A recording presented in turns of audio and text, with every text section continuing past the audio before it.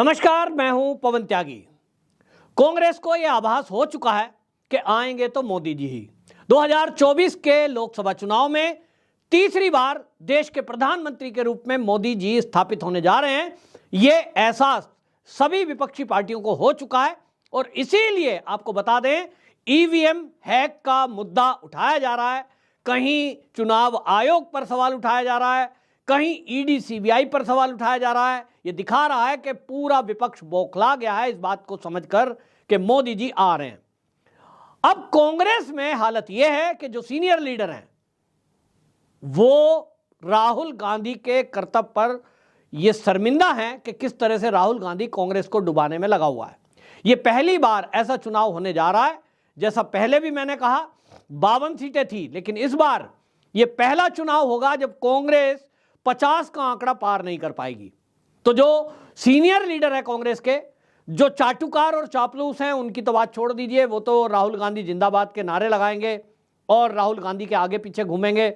लेकिन जो इसमें थोड़ा भी सहानुभूति रखते हैं, ये सोचते हुए भाई हम पुराने हैं, कब से मेहनत की, इंदिरा गांधी के टाइम से जुड़े और ये कांग्रेस आज खत्म हो रही है, तो ऐसे आनंद शर्मा जो कि सीनियर लीडर है और सीडब्ल्यूसी के सदस्य हैं, उन्होंने राहुल गांधी पर सवाल उठाया है। उन्होंने कहा कि देखिए, जो ये चुनाव है, इस चुनाव में हमारे सामने भारतीय जनता पार्टी एक ऐसे रोल में है जिसका हमें मुकाबला करना है। ऐसे में हमें भारतीय जनता पार्टी के मुकाबला करने के लिए, उसको काउंटर करने के लिए उन मुद्दों को उठाना चाहिए जो जनता के दिमाग में उस प्रकार का असर करे कि लोग भाजपा को छोड़कर कांग्रेस को वोट करें।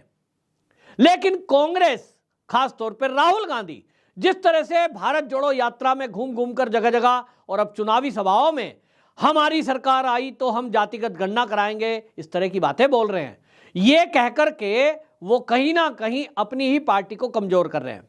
आनंद शर्मा ने लिखे हुए पत्र में ये कहा कि देखिए, हमारी पार्टी में जब इंदिरा गांधी की पार्टी है, जब हमारा 80 का दशक था, इंदिरा गांधी ने नारा दिया था, न जात पर न पात पर मोहर लगेगी हाथ पर, और उसका असर हुआ। पूरे देश में लोगों ने जाति को भूलकर कांग्रेस को वोट दिया था। भारी मतों से कांग्रेस वह सत्ता में आई थी। लेकिन आज की डेट में ये जातिगत गणना कराने की बात करना कहीं ना कहीं कांग्रेस के लिए आत्मघाती साबित हो रहा है, क्योंकि कांग्रेस जाति की बात करती है, लेकिन जाति की बात करते हुए वो जिस तरह से राहुल गांधी ओबीसी ओबीसी चिल्ला रहे हैं, उस कार्ड में अपने आप ही फंसते जा रहे हैं। क्योंकि कांग्रेस के कार्यकाल में ये सवाल उठ रहा है कि जब कांग्रेस देश में 65 साल राज करती रही तो कितने ओबीसी अधिकारियों की नियुक्ति की, कितने जो है उन्होंने सीएम बनाए ओबीसी, कितने केंद्र में मंत्रिमंडल में रखे और पार्टी के अध्यक्ष कितने बनाए। इधर भारतीय जनता पार्टी, जिसको वो ओबीसी कम्युनिटी के नाम पर घेरना चाहते हैं, भारतीय जनता पार्टी में मोदी जी खुद ओबीसी कम्युनिटी से है और वहां तो एसटी कम्युनिटी से आने वाली यानी आदिवासी महिला, उनको राष्ट्रपति बनाया गया है। इसका भी विरोध राहुल गांधी के चलते किया गया। और इस तरह से एक ओबीसी उपराष्ट्रपति है जगदीप धनखड़ के रूप में, वो भी ओबीसी कम्युनिटी से आते हैं। यानी जिस पिच पर राहुल गांधी खेल रहे हैं वो पिच तो बीजेपी ने बिछाई है और इसी को आगाह कर रहे हैं आनंद शर्मा। आनंद शर्मा ने यह मुद्दा उठाया है, पहली बात नहीं है। इसी में G23 यानी 23 नेता ऐसे थे जिन्होंने 2020-21 में, आपको बताएं कि उस समय ये सवाल उठाया था जब पार्टी के अध्यक्ष की बात चल रही थी कि सोनिया गांधी कार्यकारी अध्यक्ष बनी हुई है, कोई एक अध्यक्ष होना चाहिए। इन्हीं सीनियर लीडर में, जिसमें कपिल सिब्बल थे, जिसमें आनंद शर्मा थे, गुलाम नबी आज़ाद थे, इन लोगों ने आवाज़ उठाई कि देखिए, हमेशा से गांधी परिवार का कोई व्यक्ति यानी सोनिया गांधी, फिर राहुल गांधी, ये अध्यक्ष जब रहे हैं, उसी दौरान में कांग्रेस डाउन गई है। कांग्रेस को कई राज्यों में पराजय का मुंह देखना पड़ा है। इन्होंने मांग उठाई कि गांधी परिवार से बाहर का कोई अध्यक्ष बनाया जाए। अब अध्यक्ष तो बना दिया है, G23 के नेताओं को तो साइड कर दिया, जिन्होंने कांग्रेस के भले के लिए सलाह दी उनको साइड कर दिया और चाटुकारों की एक टोली को भर्ती कर दिया। मल्लिकार्जुन खड़गे को पार्टी का अध्यक्ष बना दिया। लेकिन हालात क्या हैं वो हमें देखने को मिला। अभी आपको बता दें, कांग्रेस के फंड पर जो इनकम टैक्स डिपार्टमेंट ने खाते सीज किए हैं, इस मुद्दे को लेकर एक कांग्रेस ने प्रेस कॉन्फ्रेंस बुलाई। उसमें मल्लिकार्जुन खड़गे बीच में बैठे हैं, एक साइड सोनिया गांधी बैठी है, एक तरफ राहुल गांधी बैठे हैं और उनको अगर प्यास लगी तो वो पहले पानी पीने के लिए पूछ रहे हैं सोनिया गांधी को, फिर पूछते हैं राहुल गांधी को पानी पिएंगे, उसके बाद पानी पीते हैं। ये हालत है मल्लिकार्जुन खड़गे की कि वो खड़े होते हैं कहीं मंच पर, और सोनिया गांधी अगर उस मंच पर है या राहुल गांधी उस मंच पर है, तो जो धूप से बचने के लिए छतरी लेकर कांग्रेसी खड़े हैं, और राहुल गांधी के सिर पे होती है, ना कि मल्लिकार्जुन खड़गे के सिर पर। कुर्सी पर बैठना है तो मल्लिकार्जुन खड़गे लास्ट में बैठेंगे, पहले सोनिया मैडम बैठेंगी। और ये कहते हैं साहब हमने बाहर का आदमी बना दिया, तो जनता को मूर्ख थोड़ी बना पाओगे। जनता सब देखती है, जनता सब समझती है। आज सोशल मीडिया का जमाना है, सब देखते हैं कि यहाँ चल क्या रहा है। राहुल गांधी भारत जोड़ो यात्रा निकाल रहे हैं। राहुल गांधी ये यात्रा क्यों निकाल रहा है? क्योंकि राहुल गांधी को कांग्रेस में कुछ लोग स्थापित करना चाहते हैं इस तरह से कि भाई ये है एक लीडर जो मोदी को टक्कर दे सकता है। क्या ये वास्तविकता है कि राहुल गांधी मोदी के सामने कहीं टिकता है? एक एक बात ऐसी करता है, वो कहता है हम शक्ति से लड़ रहे हैं। बताओ, वो शक्ति से लड़ने की बात करते हैं जबकि उसे ये नहीं पता कि सनातन में शक्ति का मतलब क्या है। अब वो बयान से पलट गया जब मोदी जी ने घेर लिया, तो अब कहते हैं हम तो असुरी शक्ति को कह रहे थे। तो असुरी शब्द तुम्हारे मुंह में आ नहीं रहा था क्या? नहीं आ रहा था तो तुम्हें बोलना जरूरी था क्या? अगर तुमको असुरी शक्ति बोलना था तो बोलते पहले कि हम असुरी शक्तियों से लड़ रहे हैं। अगर राहुल गांधी जो आज बयान दे रहा है, बहुत सारे मीडिया में पत्रकार ऐसे हैं, मैं उनको मूढ़ बुद्धि कहूंगा कि वो राहुल गांधी के सामने माइक करते हैं और वो राहुल गांधी से पूछते हैं आप शक्ति के बारे में लड़ने को कह रहे थे। राहुल गांधी कहता है मैं तो असुरी शक्तियों से लड़ने की बात कर रहा था। पलटकर कोई पत्रकार ये सवाल नहीं करता राहुल गांधी जी या इस पर न्यूज करें। राहुल गांधी ने कहा कि वो असुरी शक्ति से लड़ रहे हैं। असुरी शक्ति से कौन लड़ता है? सुर यानी देवता। इसका मतलब राहुल गांधी ने अपने आप को देवता कहा। क्या राहुल गांधी देवता है? क्या मोदी जी दानव है, असुरी शक्ति है?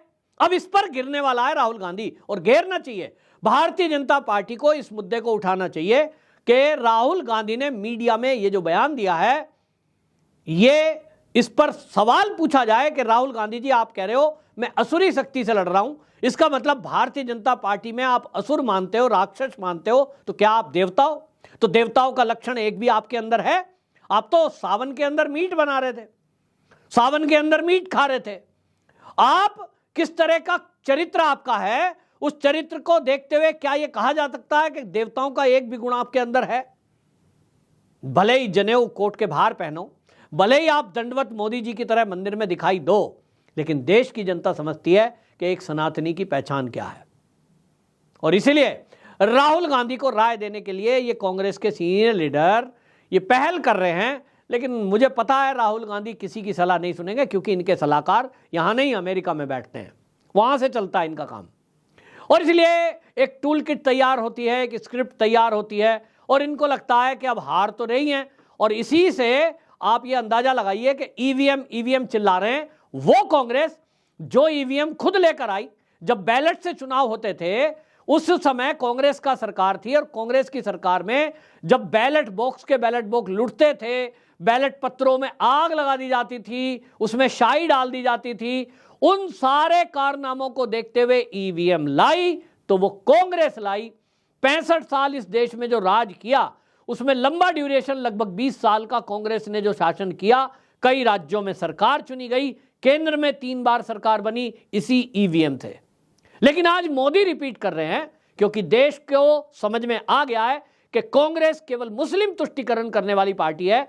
इसको सनातन से लड़ना है, इसको शक्ति से लड़ना है, इसको हिंदुओं के त्योहारों से दिक्कत है, इसको राम मंदिर से दिक्कत है। आज कांग्रेस एक्सपोज हो गई तो इनको समझ नहीं आ रहा करें तो क्या करें, हार तो रहे हैं। तो राहुल गांधी का तो इतिहास है कि कांग्रेस जब भी राज्यों में कभी चुनाव हुआ है तब हार गई, तो ये कहते हैं सब राहुल गांधी की गलती थोड़ा ही है, ये तो कार्यकर्ता नहीं लड़े। अगर किसी राज्य में जीत जाएं तो वहां राहुल गांधी ने मेहनत की थी, और अगर किसी राज्य में हार जाएं तो वहां कार्यकर्ताओं की गलती थी। ये पुराना इतिहास कांग्रेस का है।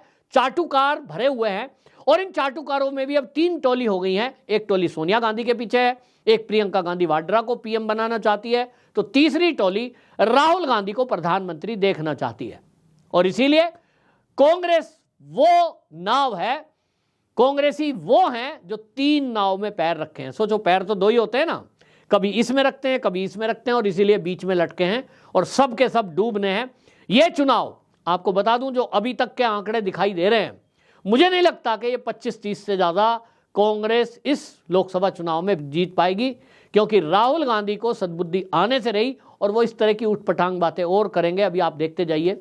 और इधर भारतीय जनता पार्टी उनके हर उठपटांग बयान को लेकर के जनता के बीच जाएगी। जैसे अभी लालू प्रसाद यादव ने परिवार की बात करी मोदी की, तो मोदी जी ने उसको कैंपेन बना लिया। इसी तरह राहुल गांधी के कारनामों को लेकर आनंद शर्मा ने जो आवाज उठाई है, निश्चित समझ लीजिए कि वो आनंद शर्मा को ही साइड कर देंगे। आनंद शर्मा की सही दी हुई सलाह को भी ये मानना इनको है नहीं, और इसी तरह जातिगत मुद्दों को राहुल गांधी उठाता रहेगा, मेरा ऐसा अनुमान है। आपकी क्या राय है, कमेंट बॉक्स में जरूर बताएं। वंदे मातरम।